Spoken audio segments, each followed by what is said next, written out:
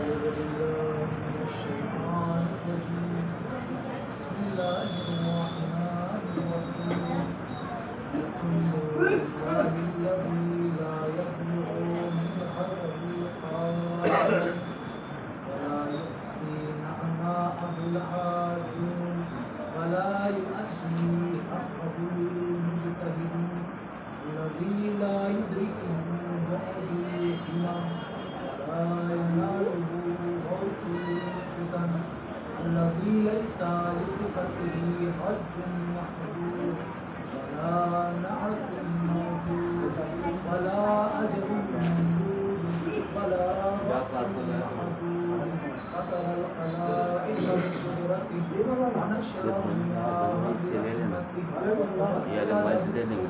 बंद करो ही उसको बंद करो इसके भेज के बंद करो कैमरा बंद करो बंद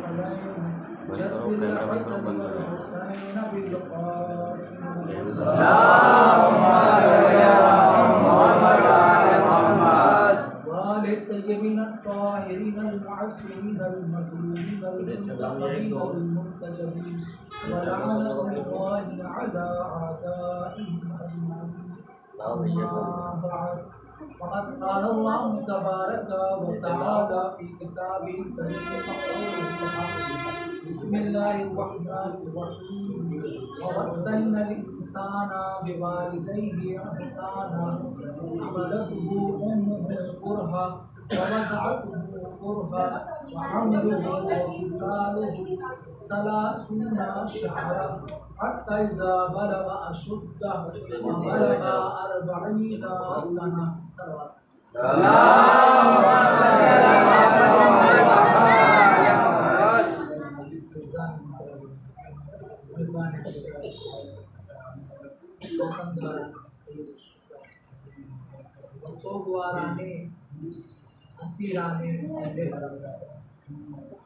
मैंने जिस आय करीमा की तिलावत का शरफ हासिल किया वो कुरान मजीद के सूरह अहकाफ की 15वीं आयत जिसमें परवरदिगार आलम इरशाद फरमा रहा है ववस्सैनल इंसाना बिवालिदैहि,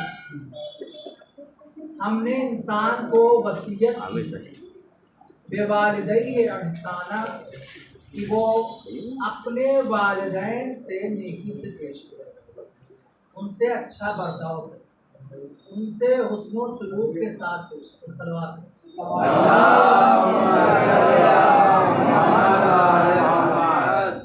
उनके साथ हुस्न सलूक से पेश है, उनके साथ अच्छे बर्ताव से पेश है। इस बात की परवरदिगार आलम ने वसीयत की है इंसान। किस इंसान को वसीयत की कि जिसके हमलुहु उम्मुहु कुरहा, कि जिस इंसान के हमल को उसकी माँ ने सख्ती से बर्दाश्त किया, वज़अतहु कुरहा, और उसके वज़े हमल को भी सख्ती से बर्दाश्त किया, व हमलुहु व फिसालुहु 30 शहरा, और उसके पैदा होने और दूध के छूटने की जो मुद्दत है वो कुल मिलाकर 30 महीने होती है। 30 शहरा 30 महीने होती। हत्ता इज़ा बलगा अशुद्दा व बलगा 40 सना, यहाँ तक कि वो जवानी की मंजिलों को तय करता हुआ 40 साल का हो गया। और फिर उसने कहा परवरदिगार मुझे तौफीक दे कि मैं तेरी उन नेमतों का शुक्रिया अदा करूं जो तूने मुझ पर और मेरे वालिदैन पर नाज़िल की।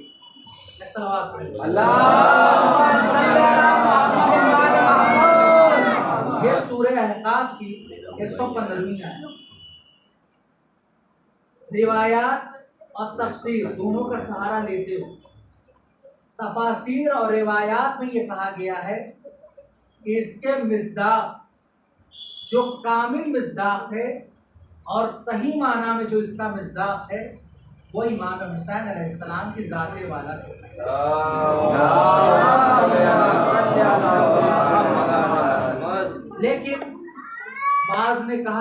कि जनाब ईसा भी, बाज़ ने कहा जनाब यहया इब्ने ज़करिया भी, ये दोनों नबी। लेकिन मैं कह रहा हूँ कि कामिल अगर मिस्दाक इस आयत का है तो वो इमाम हुसैन के साथ। वो किस तरह से? अगर आप कहते हैं जनाब ईसा है तो परवरदिगार आलम ने शुरू आयत में क्या कहा? ववस्सैनल इंसाना, हमने इंसान को वसीयत किस बात की? कि बेवालिदैन एहसाना, कि अपने बच्चों के साथ अपने वालिदैन के साथ नेकी से पेश आए। यहाँ वालिदैन है, वालिद और वालिदा का तस्करा नहीं है। अगर कहा जाता कि मैंने इंसान को वसीयत की है कि अपनी वालिदा के साथ नेकी से पेश आए, तो कहते कि हाँ यहाँ जनाब ईसा का तस्करा। लेकिन यहाँ वालिदा के साथ साथ वालिद का भी तस्करा, यानी वालिदैन का जिक्र हुआ है। तो इसका मतलब ये जनाब ईसा की जात से मुताल्लिक आयत नहीं। लेकिन अब कोई खड़ा होकर कह सकता है कि जनाब यहया इब्ने ज़करिया के बारे में क्या ख्याल है? उनके वालिद भी हैं, उनकी वालिदा भी हैं। तो अब सही मानों में नबी इस आयत का मिज़ाक है और नबी से अफजल कोई हो नहीं सकता। मैंने कहा ठीक है, अगर हम आपकी इस बात को मान लें थोड़ी देर के लिए, लेकिन उसके बाद भी आपको हुसैन की जात को तस्लीम करना पड़ेगा। कहा वो कैसे? हमने कहा कि आपने सिर्फ इतना देखा कि वो वस्सैनल इंसाना बिवालिदैहि इंसाना, क्या अल्लाह ने इंसान को वसीयत की कि वो अपने वालिदैन के साथ नेकी से पेश आए। लेकिन ये आपने नहीं देखा कि जब उसने कहा वह हमलहु वह फिसालहु सलासूना शहरा, कि उसके पैदा होने और उसके दूध छूटने की मुद्दत कुल मिलाकर 30 महीने होती है। लेकिन इसके बाद हमने एक और कहा, एक और बात कही कि हत्ता इज़ा बलगा अशुद्धा व बलगा अरबाईना सना, कि यहाँ तक कि वो जवानी की मंजिलें तय करता हुआ 40 साल का हो गया। जनाब यहया इब्ने ज़करिया 40 साल से पहले ही जामे शहादत नोश कर चुके थे। जो 40 साल से पहले ही शहादत पा चुका हो, इसका मतलब यह है कि वो इस आयत का मिज़दाक नहीं, तो ना ही जनाब ईसा है, चूंकि यहाँ से वालिदा का तस्करा नहीं बल्कि वालिदैन का। जनाब यहया इब्ने ज़करिया भी नहीं। क्यों? इसलिए कि ये 40 साल से पहले ही शहीद हो चुके थे। यहाँ जिसका तस्करा है वो 40 साल का हो चुका है। तो आप मानना पड़ेगा कि यहाँ जिस इंसान की तरफ वसीयत की गई वो ज़ात इमाम हुसैन, इसलिए कि 58 साल पर ये इंसान शहीद हुआ। और दूसरा कि जिन वालिदैन का एहतराम के लिए कहा गया है वो अली और फातिमा की ज़ात है। ये सलवात पढ़िए।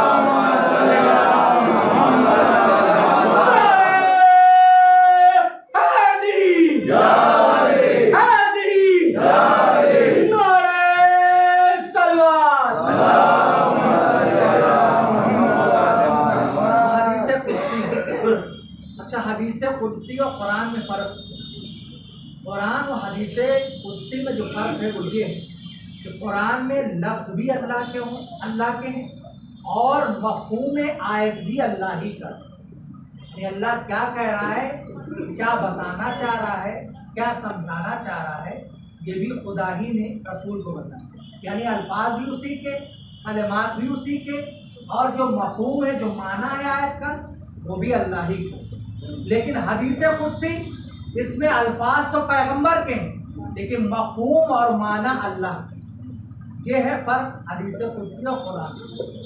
हदीस कुदसी में परवरदिगार आलम कह रहा है औहल्लाहु इला मालिकिन खाज़िनिन नीरान, कि अल्लाह ने वसीयत की जहन्नम के दरोगा की तरफ जिसका नाम मालिक है। जन्नत के दरोगा का तो नाम रिजवान, ये सब जान, लेकिन जहन्नम के दरोगा का क्या नाम है? मालिक है। उसकी तरफ वसीयत की। किस बात की वसीयत की? अन अहमदिन नीरान अला अहलिहा, कि इस जहन्नम के भड़कते हुए शोलों को उसके अहल पर यानी जहन्नमियों पर खामोश कर दिया जाए। क्यों मेरे परवरदिगार? इसलिए कि ज़मीन पर हुसैन आए।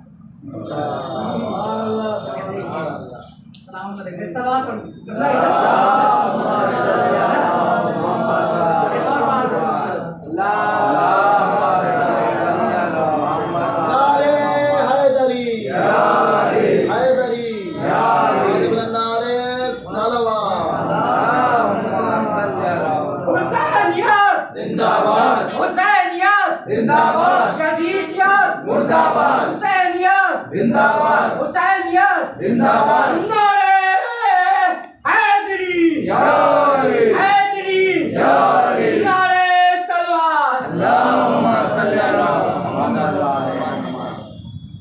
तो परवरदिगार आलम हदीस कुदसी में फरमा रहा है औहल्लाहु अला मालिकिन आज़मी मीरात, कि अल्लाह ने वही की जहन्नम के दरोगा पर जिसका नाम मालिक है। इस बात की वही की अन मीरात, कि जहन्नम के भड़कते हुए शोलों को खामोश कर दो अहले जहन्नम पर। क्यों? इसलिए कि आज हुसैन दुनिया में आए। फिर परवरदिगार आलम कह रहा है औहल्लाहु इला रिजवान खाज़निल जिनान, कि अल्लाह ने वही की जन्नत के दरोगा रिजवान की तरफ।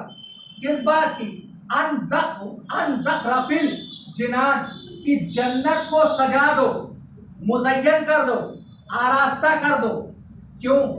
मेरे परवरदिगार मेरे मालिक ऐसा क्यों करवा रहा? क्या? इसलिए कि हुसैन दुनिया में। अब सवाल है मेरे परवरदिगार, जन्नत में क्या कमी है कि तू कह रहा है इसे सजा?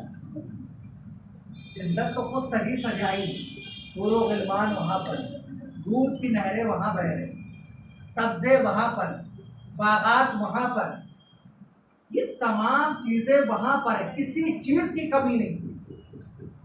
जिस जन्नत से जनाबे आदम निकले थे वो असली जन्नत नहीं थी, वो जन्नत की शबी थी जिसको बागे इरम कहा जाता है। क्या बात। इसलिए कि जब तक जन्नत में सैयदा नहीं जाएंगी तब तक कोई नहीं जा सकता। असले जन्नत में कोई अभी तक नहीं गया। कहा कि जो बाप था उसका नाम इरम था, उससे जनाबे आदम निकले, असले जन्नत से नहीं। तो कहा कि जन्नत तो पहले से ही मुज़य्यन है, आरास्ता पैरास्ता है। फिर मेरे परवरदिगार क्यों कह रहा है इसको मुज़य्यन किया जाए, इसको सजाया जाए, इसको संवारा जाए, इसकी खूबसूरती बढ़ाई जाए? कहा कि मैं इसमें खूबसूरती बढ़ाने की बात नहीं कर रहा हूँ, बल्कि मैं रिज़वाने जन्नत से कह रहा हूँ इस जन्नत को दोबारा सजाया जाए। क्यों? इसलिए कि हुसैन आए। इसलिए कि हुसैन आए। परवरदिगार आलम फिर कह रहा है औहल्लाह इला हूरिल ऐन, कि परवरदिगार आलम ने वही की हूरिल ऐन की तरफ, यानी हूरों की तरफ। किस लिए? इसलिए कि ताकि तुम अपने आप को सजा और सवार लो। क्यों? इसलिए कि तुम्हें हुसैन की खिदमत में हाजिर होना है। हुसैन दुनिया में आ चुके, हदीस कुदसी। फिर उसके बाद परवरदिगार आलम कह रहा औहल्लाहु इलल मलाइका, कि मैंने मलाइका पर वही की। किस बात की? कहा कि तुम सब के सब खड़े हो जाओ। सिर्फ खड़े नहीं होना, बिस्सुफूफ, सफ बस्ता खड़े हो, यानी सफों के साथ खड़े हो, जमात के साथ खड़े हो जाओ। और सिर्फ खामोश खड़े नहीं रहना, बल्कि मेरी हमदो सना करते रहो, मेरी तस्बीह करते रहो, मेरी तमजीद करते रहो, मेरी तहमीद करते रहो, मेरे लिए तकबीर पढ़ते रहो। इसलिए कि हुसैन दुनिया में तशरीफ। फिर उसके बाद परवरदिगार आलम ने औहल्लाहु इला जिब्राइल, परवरदिगार आलम ने जिब्राइल की तरफ वही की। कहा क्या है जिब्राइल, आज तुम्हें रसूल की खिदमत में हाजिर हो। परवरदिगार, ये तो तू रोज भेजा करता है, जब भी कोई मकाम आता है रसूल का तू एक आयत लेकर भेज देता है, कि जाओ रसूल की खिदमत में हाजिर हो जाओ। तो आज कौन सी नई बात है? आज भी वैसे ही चले जाएंगे। तू ये क्यों अलग से कह रहा है कि आज तुम्हें रसूल की खिदमत में हाजिर होना है? आज जिब्राइल को अकेले नहीं जाना है, बल्कि फरिश्तों के 1000 कबीलों के साथ जाना है। और हर 1000 कबीले, जितने 1000 कबीले जाएंगे, हर कबीले में 1000 मलाइका होने चाहिए। इसके साथ जाएंगे और सिर्फ उड़कर नहीं जाना। अभी तक तो तुम प्रवास करके जाते थे, आज सवारियों पे सवार होके जाना। और वो सवारियां कैसी हो? सादी नहीं सवारियां जाएंगी, बल्कि याकूत और ज़मरुद से सजा कर ले जाओ। खाली हाथ नहीं जाना है, बल्कि थाल लेकर जाओ जिनमें जन्नत के मेवे भी होने चाहिए, ज़मरुद भी होने चाहिए, याकूत भी होने चाहिए। क्यों मेरे माबूद? क्यों? कहा इसलिए कि आज सखी इब्ने सखी आया है। सवाल पढ़िए।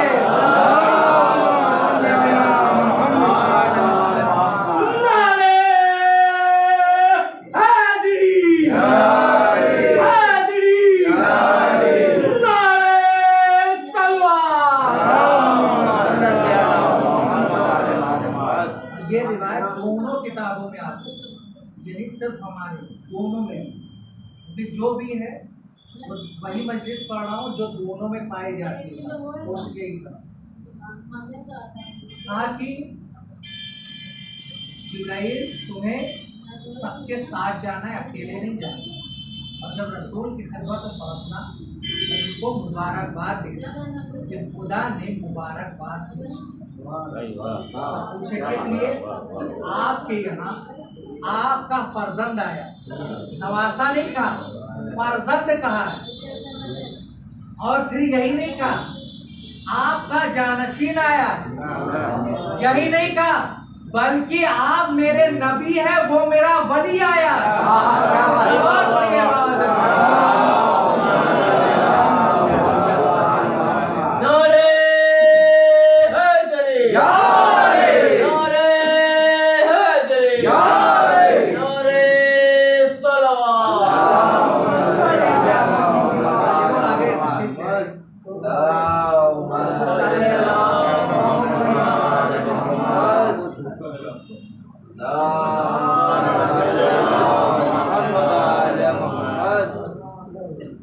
अब जैसे ही जिब्राइल, जो कि वही इलाही के अमीन भी और हर नबी एहतराम करता है, वाजिब है। क्यों? इसलिए कि बराह रास्त कलाम खुदा को हस्ब करते हैं, हासिल करते हैं। और अगर आपको समझना है कि इनका मर्तबा क्या है, एक छोटी सी मिसाल इसके दरमियान सिर्फ ये बताने के लिए कि कौन हुसैन की मुबारकबाद लेकर जा रहा है, उसका मर्तबा क्या, उसका स्टेटस। जिस वक्त जनाब इब्राहिम को मिजनीक से उछाला गया आपकी, तो आवाज़ आई फरिश्तों की, है परवरदिगार, ये तेरा अकेला एक बंदा जो तेरी तस्बीह और तहलील करता है और तुझे वादुल्लाह शरीक मानता है, आज इसे आग की तरह उछाला जा रहा है और तू है कि खामोश नज़ारा दे। और परवरदिगार आलम ने कहा कि ठीक है, अगर तुम चाहते हो तो आगे हो, तो मदद करो। बादलों का फरिश्ता है, उसने कहा हल लगा हाजत है इब्राहिम, कोई हाजत है इब्राहिम? हाँ, कोई हाजत। क्या कहा? कोई भी हाजत है। फिर उसके बाद बारिश का फरिश्ता आया, अल्लाह का हाजत है या इब्राहिम? कोई हाजत है इब्राहिम? कोई भी हाजत नहीं, कोई भी जरूरत नहीं, वापस चला। आग का फरिश्ता है, कोई हाजत है? का कोई भी हाजत नहीं। जमीन का फरिश्ता है, का कोई हाजत है? का कोई भी हाजत नहीं। बादलों का फरिश्ता है, का कोई हाजत है? का कोई भी हाजत नहीं। फिर हवाओं का फरिश्ता है, का कोई हाजत है? का कोई हाजत नहीं। रिस्क का फरिश्ता है, कोई हाजत है? कोई भी हाजत नहीं। मौत का फरिश्ता है, कोई हाजत है? का कोई भी हाजत नहीं। नेकियों के लिखने वाला फरिश्ता है, कोई हाजत है? का कोई भी हाजत नहीं। बुराइयों का लिखने वाला फरिश्ता है, कोई हाजत है? का कोई भी हाजत नहीं। आखिर में जिब्राइल आए। अब देखिए, अभी तक जितने भी फरिश्ते आते हैं सबने कहा हल्ला का हाजत है या इब्राहिम? कोई हाजत है या इब्राहिम? का कोई भी हाजत। जब जिब्राईल अमीन आए, साथ कोई हाजत है इब्राहिम? तो कहा हाजत तो है मगर आपसे। हाजत तो है मगर आपसे नहीं है। बकिया जितने भी मलाइका है सबने पूछा कोई हाजत है? कहा कोई भी हाजत नहीं, सिरे से इनकार कर दिया। जिब्राईल आए, कहा कोई हाजत है? कहा हाजत तो है लेकिन आपसे नहीं। मैं कहूँगा ए इब्राहिम, ए नबी खुदा, ए उलुल अज़्म पैगंबर, ए हमारे आखिरी पैगंबर के दादा, ये बताइए कि आखिर क्या बात है? जितने मलाइका है उन्होंने भी तो यही सवाल किया था जो जिब्राईल ने सवाल किया, अल्लाह का हाजत है या इब्राहिम? लेकिन आपने सबसे ये कह दिया कोई भी हाजत नहीं। आपने बेरुखी का इजहार किया। लेकिन ये आए हैं, उनसे कहा आपने कि हाजत तो है लेकिन आपसे नहीं। ये अंदाज़े गुफ्तगू बदली की, ये जवाब बदला की, ये तरीक़े में तब्दीली की। आवाज़ इब्राहिम आए, जिसका जैसा स्टेटस होता है जिसका जैसा वक़ार होता है उससे वैसे ही कलाम किया जाता है। अब मुझसे ये सवाल न करो कि किसी को बज़्म में बिठाया क्यों, किसी को बज़्म से उठाया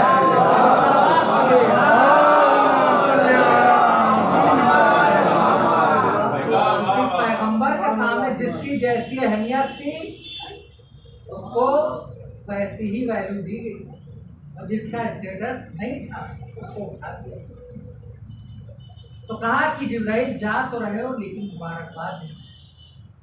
जिब्राईल मलाइका के गिरोह के साथ 1000 कबीले और हर कबीले में 1000 फरिश्ते और उन सवारियों पे सवार हैं जो ज़मुर्रद और याकूत से सजी, हाथों में थाल जिनमें नेमाते जलता। चल रास्ते में दरदाइल से मुलाकात, जिनका नाम जो मशहूर है वो है पितरूस, लेकिन असली नाम दरदाइल। कहा कि जैसे ही दरदाइल ने देखा कि ये लोग सब के सब कहीं जा रहे, तो पूछा जिब्राईल, ऐ वही इलाही क्या ये बता कि आप कहाँ जाए? तो कहा कि रसूल की खिदमत में जाए। रसूल की खिदमत में तो आप हमेशा जाया करें, लेकिन आज इतने ज़्यादा लोग एक अलग अंदाज में, और वो भी शहनाइयाँ बजाते खुशी मनाते, तो आखिर वजह क्या है? इसलिए जा रहे हैं चूंकि हुसैन है। अब देखिएगा, कोई सवाल नहीं किया दरदाई, इतना कहा है कि जिब्राईल मुझे भी साथ। इसका मतलब है पितरूस को इतना पता था कि हुसैन कोई क्यों? इसलिए कि जो जिब्राईल अभी तक अकेले जाता हो उसके साथ मलाइका का गिरोह कर दिया जाए सिर्फ इसलिए कि हुसैन आए हैं। इसका मतलब है कि हुसैन वो है जो वारिसे अंबिया है, हुसैन वो है जो मुहाफिज़े शरीयत है, हुसैन वो है जो दीन का मुहाफिज है, हुसैन वो है जो इस्लाम का नश्र इशाअत करने वाला है, हुसैन वो है जो मकसदे दीन और मकसदे पैगंबर का बचाने वाला। तो मारिफत है दरदाई, चल दिए मुझे भी लेकर चलो।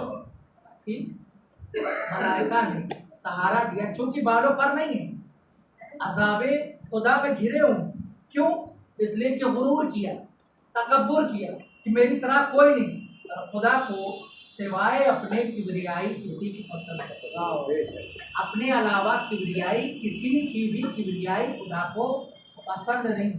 लेकिन हाँ, एक जगह किसी ने कहा कि आज क्या बात है कि अली जो है घोड़े पर झूम कर जा रहे, किबरियाई तो खुदा को पसंद। कि जंग खैबर का मामला है कि जब 39 दिन तक मुसलमान हारते रहे, 40वें दिन पैगंबर को बुलाना पड़ा। किसको? अली को, नादे अली के जरिए से। और जब पैगंबर ने अली को बुला लिया, पैगंबर सवार हुए तो चलने लगे। पैगंबर का जानशीन सवार हुआ तो चलने लगा। अंदाज आज अलग है, आज झूम के चलते। आज सवारी पर झूमते हुए चल रहे। किसी ने कह दिया है पैगंबर ये अच्छा नहीं लगा, किब्रियाई तो खुदा को ज़ेबा दी। पैगंबर ने पलट के कहा कल शाम को मैंने क्या कहा, कल मैं अलम उसे दूंगा, आगे बढ़ बढ़ कर हमला करेगा। अब सुनिएगा पैगंबर ने जवाब क्या दिया, कहा कि अल्लाह और रसूल उसको दोस्त रखते होंगे, वो अल्लाह और रसूल को दोस्त रखता होगा। अब ये बताओ वो कैसे ना झूम के चले जो खुद रसूल और अल्लाह को दोस्त नहीं रखता, बल्कि अल्लाह खुद उससे पसंद करता। एक सवाल करिए,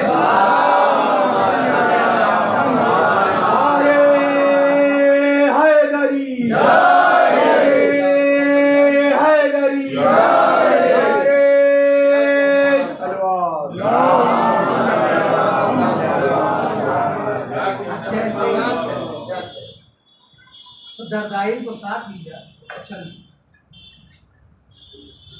पैगंबर की खिदमत में पहुंचे, हाल लगाए जा रहे हैं, सजाए जा रहे हैं।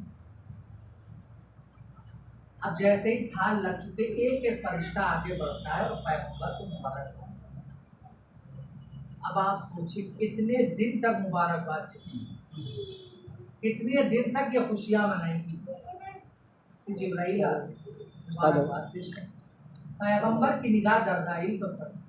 जिब्राइल से पूछा ये आइए अज़ाब खुदा में घिरे हुए, ये चाहते ये हैं कि इस अजाब से छुटकारा। पैगंबर ने कहा कि जाओ और इसे हुसैन के गहवारे से मस कर। हुसैन से मस करने के लिए नहीं कहा, हुसैन के गहवारे से, यानी हुसैन जिस झूले में झूल रहे हैं उस झूले से मस कर दो। और जैसे ही झूले से मस किया गया, बालों पर वापस आ गए, परवास की, चले गए मलाइका के दरमियान। लेकिन मैं पैगंबर की खिदमत में हाथों को जोड़कर सवाल ये बताइए, आप ये भी तो कह सकते हैं कि दरदाइल को करीब में ले जाओ और हुसैन के नन्हे से हाथ को दरदाइल के ऊपर रख दीजिए, जैसे ही हाथ मस होगा बालों पर आ जाए, अजाब टल जाए। लेकिन आपने ये कहा कि हुसैन के गहवारे से मस कर, ये क्यों? पैगंबर एक मैसेज देना चाहे कि सुनो, जरूरी नहीं कि हुसैन हमेशा तुम्हारी निगाहों के सामने, एक वक्त ऐसा भी आएगा कि तुम्हारी निगाहें हुसैन को नहीं देख पाएंगी। उस वक्त हुसैन का रोजा होगा, हुसैन की जरी होगी, कुछ होंगे जो रोकेंगे कि रोजे के करीब मत जाओ, जरी के करीब मत जाओ, उसे बोसा मत दो, उससे मत चूमो, उससे तुम्हें कुछ मिलने वाला नहीं है। मैंने फितरुस को गहवारे हुसैन से मस करवा करके और बालों पर दिलवा करके बताया कि जब गहवारे हुसैन में ये तासीर है तो जरिए हुसैन में भी वही तासीर है। सलावत पढ़िए।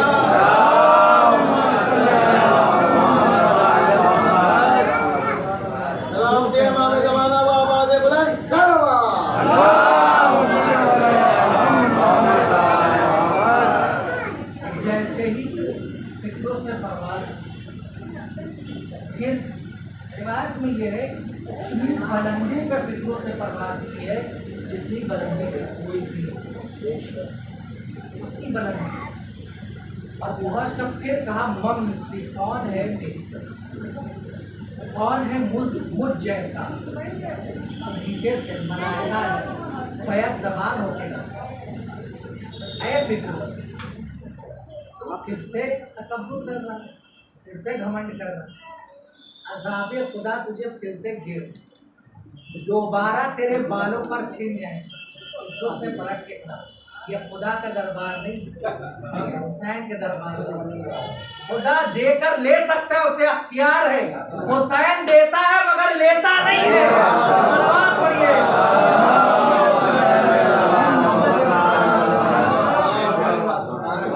ये करीम इब्ने करीम, और खुदा ने इन्हें अपना मजहर बनाकर पेश किया। अगर करम को देखना है तो देखिए फितरुस को नहीं, बल्कि जिसका ताल्लुक भी हुसैन से नहीं है, जिसका ताल्लुक भी मजहब इस्लाम से नहीं था, उसको भी आगे राहिब आता है। राहिब कहते किसको? देखिए कुछ वाक़यात ऐसे होते हैं कि जिनको बहुत ही आसानी से पढ़कर गुजर जाते हैं, कि अगर उस पर थोड़ी सी वजाहत कर दी जाए तो उसकी अहमियत और ज़्यादा बढ़ती है।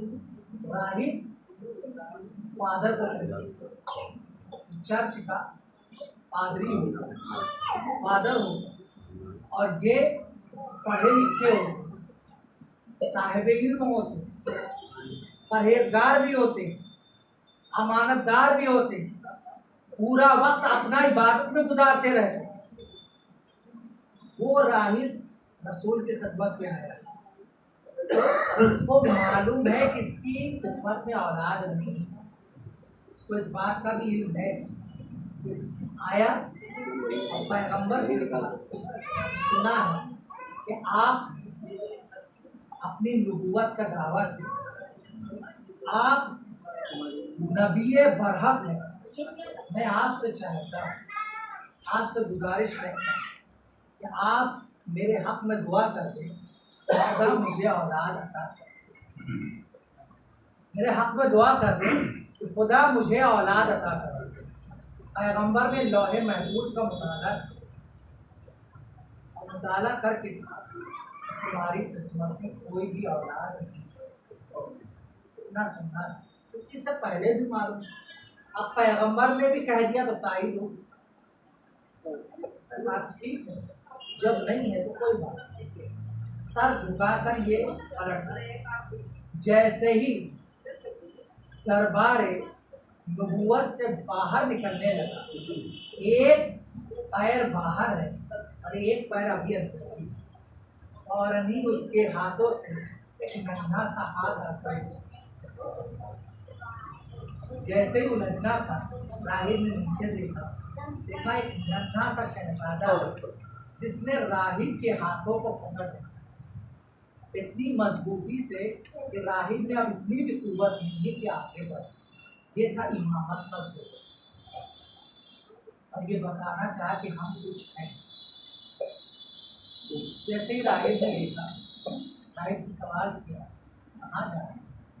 कहा कि मैं आया तो था आपके नाना के, लेकिन आपके नाना ने कहा तुम्हारी किस्मत तेरी औलाद। हुसैन ने कहा राहिब कि तुम्हारे चेहरे पे पशमुर्दगी के आसार क्यों, पशेमानी के आसार क्यों, ये उतरा उतरा चेहरा क्यों, ये दिल तुम्हारा टूटा हुआ क्यों? चलो मेरे साथ चलो, मैं तुम्हें औलाद दिलवाऊं। लेकर आए। जैसे ही रसूल की खिदमत में पहुंचे, नाना क्या इनकी किस्मत में कोई औलाद नहीं? कहा नहीं, मैंने लौहे महफूज का मुताला किया। कहा नाना एक मरतबा और देख लीजिए। देखा, कहा कि मेरे बच्चे नहीं। अच्छा नहीं, हुसैन में से एक औलाद। कहा नाना आप देखिए। कहा अब भी नहीं। कहा नाना मैंने इससे दूसरा बेटा है। कहा नाना आप देखिए, अब भी कुछ नहीं है। कहा नाना मैंने इससे तीसरा बेटा है। कहा अब नाना देखिए। कहा अब भी कुछ नहीं है। कहा नाना मैंने इससे चौथा बेटा है। कहा नाना आप देखिए। कहा लौहे महफूज पर अब भी इसके नाम के आगे कुछ नहीं लिखा। कहा नाना मैंने इससे पांचवा बेटा। कहा नाना आप देखिए। कहा अब भी कुछ तहरीर नहीं। कहा नाना मैंने छठा बेटा। कहा आप देखिए। कहा कि अब भी मेरे बच्चे कुछ नहीं लिखा हुआ है, सिर्फ राहिब का नाम लिखा हुआ है। कहा नाना मैंने इसे सातवां बेटा दिया। जैसे ही सातवां बेटा दिया, फौरन ही हुक्म खुदा से जिब्राइल नाजिल हुए, रसूल की खिदमत में हाजिर हुए। कहा ऐ पैगंबर आप कह दीजिए कि खुदा ने इसे 7 बेटे दे दिए, लौहे महफूज पर भी लिख दिया है। अगर आप मना करते जाएंगे, हुसैन कयामत तक देंगे। अब कोई खड़ा होकर ये कह सकता है कि मौलाना आपने तो इमामत और नबूवत में मुकाबला करवा दिया, तकाबुल पैदा करवा दिया। नहीं, पैगंबर क्या नहीं दे सकते? दे सकते, अख्तियार है। जितना अख्तियार नबूवत का है उतना ही अख्तियार इमामत का है। अख्तियार में कोई फर्क नहीं। लेकिन क्यों खामोश रहे पैगंबर? क्यों हुसैन के जरिए से औलाद दिलवाई? एक मैसेज दिया पैगंबर ने।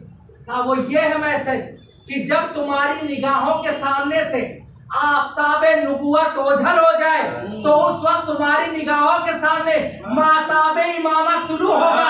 जब नुबुवत न नजर आए तो इमामत का दामन थाम लेना, उस वक्त हुसैन होंगे तो हुसैन से तुम सब कुछ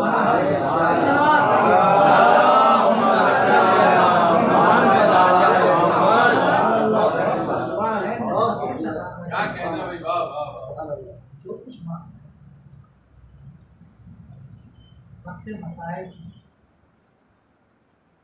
एक काफिला, मैंने खुद ये वाकया पढ़ा, जिस तरह से जायरीन का काफिला चलता है हिंदुस्तान से, इसी तरह मशहद से भी एक काफिला चलता, उसकी जिम्मेदारी भी एक मौलाना की जिम्मे, और वो लोगों को समझा रहे थे कि आपको जब चेकिंग की जाए तो अपनी अपनी अपना पासपोर्ट अपने दस्तावेज संभाल कर रखेगा ताकि कोई परेशानी न हो। सब उनकी बातें बहुत सुन रहे। इतने में 2 फ्लाइट वहाँ पे लैंड हुआ तेहरान एयरपोर्ट, जो एक तुर्की की वो थी, एक दुबई की। और जब वहाँ से जो पैसेंजर होते जब बाहर निकलते तो उनका अजीबोगरीब पहनावा होता है जिसका इस्लामी ममालिक से कोई ताल्लुक नहीं। तो उन लोगों ने जो मौलाना के साथ ज़ियारत करने जा रहे उनका मौलाना देखे ऐसा भी दुबई से आते हैं, तुर्की से इस्लामी ममालिक के, लेकिन इनके लिबास ऐसे हैं कि अंग्रेज इनके आगे फेल। मौलाना ने उन लोगों को खामोश कराया कि हमें क्या लेना देना। इतने में क्या देखा कि 3 लोग चले आ रहे, जिनमें एक खातून है, उसका शौहर है, और तीसरा उसकी बेटी जवान हुई। तीनों चले आ रहे और उनका लिबास भी अंग्रेज़ों की तरह। माँ बाप का तो ठीक था, लेकिन बेटी का ऐसा लिबास था कि अंग्रेज भी वैसा लिबास नहीं था। तेहरान में उतनी पाबंदियाँ नहीं, आज भी नहीं। जैसे ही लोग करीब आए तो माँ बाप करीब आए मौलाना के और हाथों को जोड़ देखा, क्या ये काफिला बड़ा जा रहा ज़ियारत के लिए? उनका हाँ, कहा कि हम भी ज़ियारत में चलना चाहें, हमें भी अपने साथ ले। चूँकि उन्होंने कहा कि हुसैन की ज़ियारत करनी, खामोश हो गए। राजी तो नहीं थे कि ऐसा पहनावा, लेकिन फिर आज जब हुसैन की ज़ियारत के लिए जा रहे तो मैं कुछ ठीक है आप शामिल हुए। उसके बाद जब फ्लाइट में सब लोग आ गए तो आप नसीहतें करने लगे, बताने लगे, समझाने लगे कि देखिए हमें पहुँच के क्या करना है, दुआएं पढ़नी, इबादतें करनी, हमें कोई ऐसा काम अंजाम नहीं देना है जिससे ज़ियारत का सवाब खत्म हो जाए और हम जैसे पहुँचे हैं वैसे ही खाली हाथ वापस हो। और हाँ, ख़वातीन की तरफ मुतवज्जे हुए, कहा कि आप लोग अपने हिजाब का खास करें, बाहिजाब रहा करें, चादर से अपने आप को ढके रहा करें। क्यों? इसलिए कि पैगम्बर को ये पसंद, शहजादी को ये पसंद। लेकिन जो बेटी थी वो अपने चेहरे की बनावट से ये इजहार करना चाह रही थी कि तुम्हारी बातों का हम पर कोई असर। मौलाना ने देखा और उन्होंने, जब ये लोग नजफ पहुँचे फिर मौलाना ने नजफ में भी लोगों को नसीहतें की, वसीयतें, मजलिस पढ़ी, उसमें भी समझाया।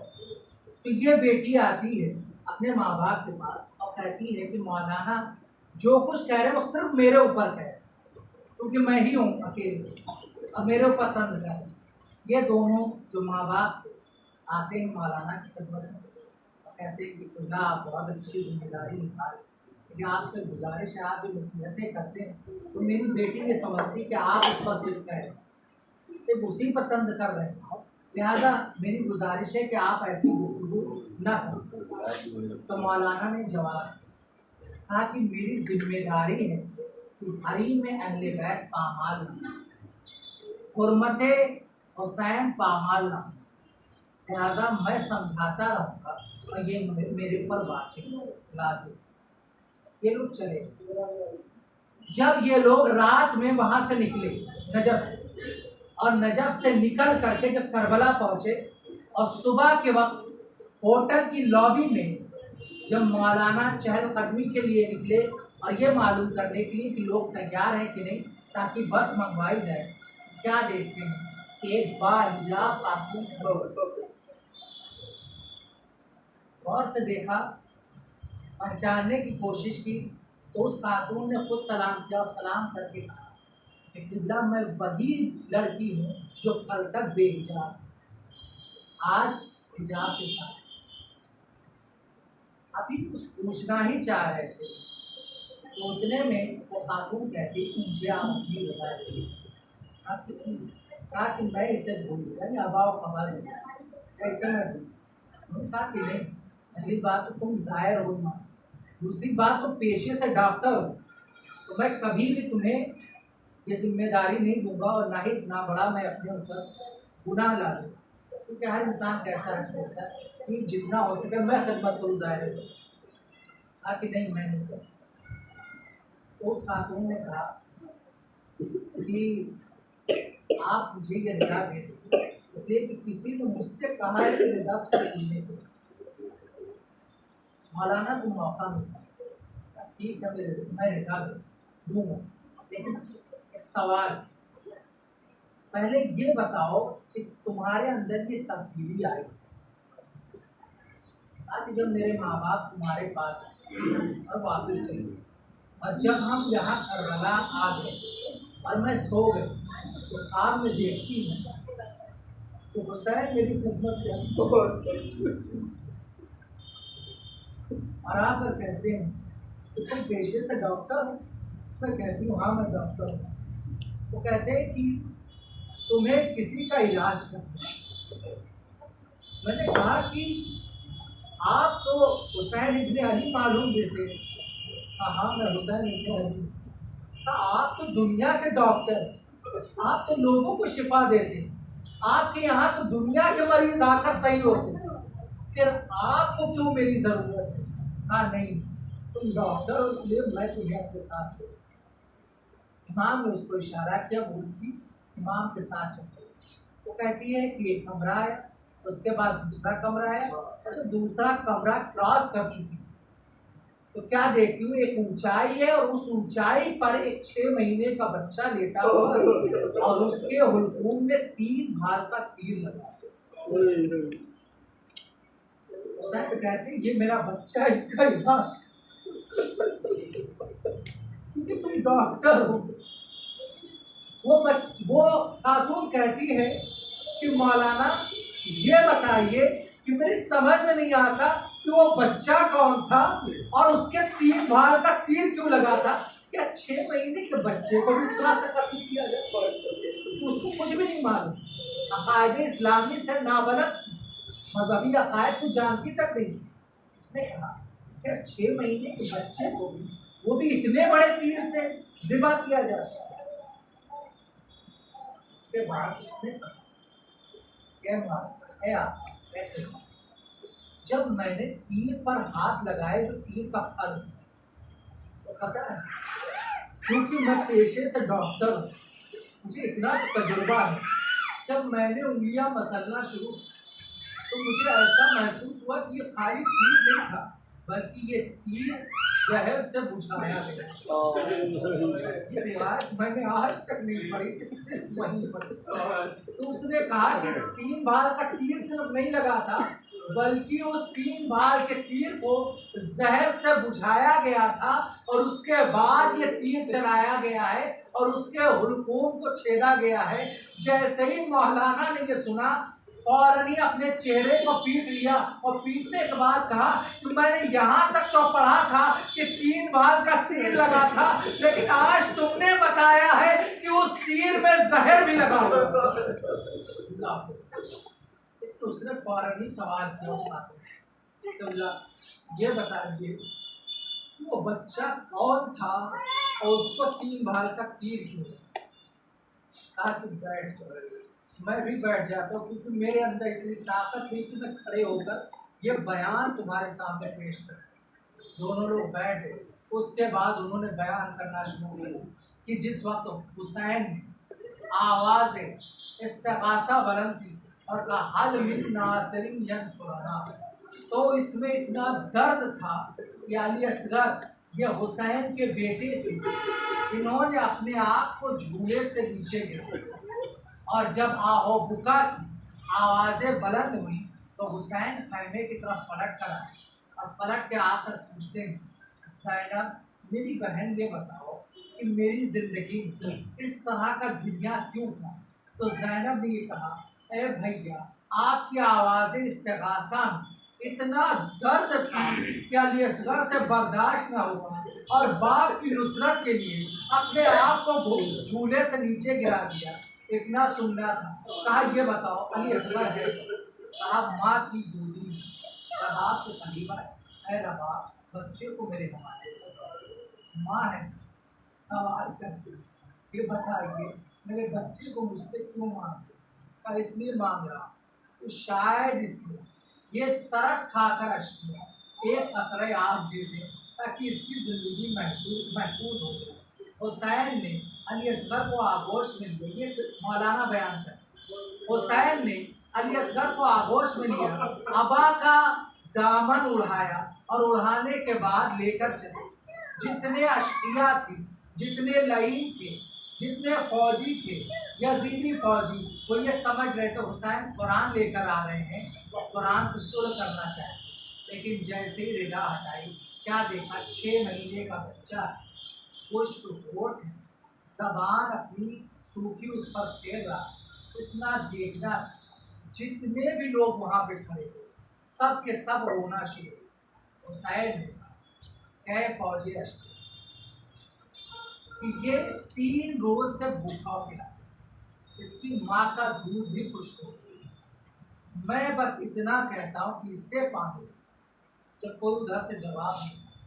तो हुसैन कहता कि मैं इसे जल्दी रेत पर बिठाए दे और जल्दी उठा के करबला पे लिखा के कि अगर मैं तुम्हारी निगाह में हटा हुआ और तुम्हें ये लगता है कि मैं इसके बहाने से पी सकता तो इसमें तो कोई गुनाह नहीं है और इसको मैंने नीचे लिटा दिया। तुम में से कोई आगे बढ़े, इसे पानी पिला दे ताकि इसकी जिंदगी महफूज हो जाए। लेकिन उधर से जब कोई जवाब ना आया, उधर उमर साद ने देखा कि लश्कर की हालत बदल रही है, कहीं ऐसा ना हो कि बगावत मच जाए। तो फौरन ही कहा, आईना आईना हुर्मुला इख्ता कलामल हुसैन, अय हुर्मुला हुसैन के कलाम को, हुसैन के अली असगर को मुनक़ता कर दे, कत्ल कर दे। इतना सुनना था। हुर्मुला ने 3 भाल का तीर चिल्ले कमान से जोड़ा, अब जो खींचा तो इधर हुसैन अली असगर को अपने आगोश में दोबारा उठा चुके थे। उधर से 3 भाल का तीर चला और सनसनाता हुआ। एक रिवायत है कि दाहिने कान से दाखिल हुआ, बाएं कान से बाहर निकल गया। दूसरी रिवायत है कि गर्दन से एक तरफ बेवस हुआ, दूसरी तरफ से निकलता हुआ हुसैन के बाजू में बेवस हो गया और अली असगर ने वही दम तोड़ दिया। और दम नहीं तोड़ा बल्कि खून का फव्वारा जारी हुआ। जैसे ही जारी होना था, छठा इमाम फरमाता है कि अगर उसका एक भी कतरा जमीन पर या आसमान पर पहुंच जाता तो कयामत तक आसमान और जमीन को सुकून और करार ना आता। अजीब बात है, पूरा खून हुसैन ने अपने जिस्म पर मल लिया और मल के आगे बढ़े। अब जैसे ही आगे बढ़े, आप लोग रोजे आशूरा आमाल में एक अमल अंजाम देते हैं, 7 बार आगे बढ़ते हैं, 7 बार पीछे हटते हैं और हर बार कहते हैं इन्ना लिल्लाहि व इन्ना इलैहि राजिऊन, इन्ना लिल्लाहि व इन्ना इलैहि राजिऊन। जैसे ही रबाब का खैमा करीब आया, हुसैन 7 कदम पीछे हटते हैं, कहते इन्ना लिल्लाहि व इन्ना इलैहि राजिऊन। 7 कदम आगे बढ़ते, कहते इन्ना लिल्लाहि व इन्ना इलैहि राजिऊन। ऐ आका क्यों? शायद जवाब दे, मैंने रबाब से कहा था पानी पिला कर लाऊंगा, लेकिन अली असगर के हुक्म में सहबाल का तीर लग चुका है। इतने में सकीना की निगाह पड़ी, कहा है बाबा भैया को पानी पिला लाए, मैं प्यासी रह गई। अब जो अबा का दामन हटाया, क्या देखा? छिदा हुआ गला है। अली असगर का जिस्म तो है लेकिन जिस्म में जान नहीं है। चीख मारी, बेटी की आवाज सुनी, माँ रबाब दौड़ी दौड़ी आई, कहीं ऐसा तो नहीं सकीना को कोई उठा ले गया हो, लेकिन क्या देखा कि अली असगर तो नहीं है, अली असगर का लाशा।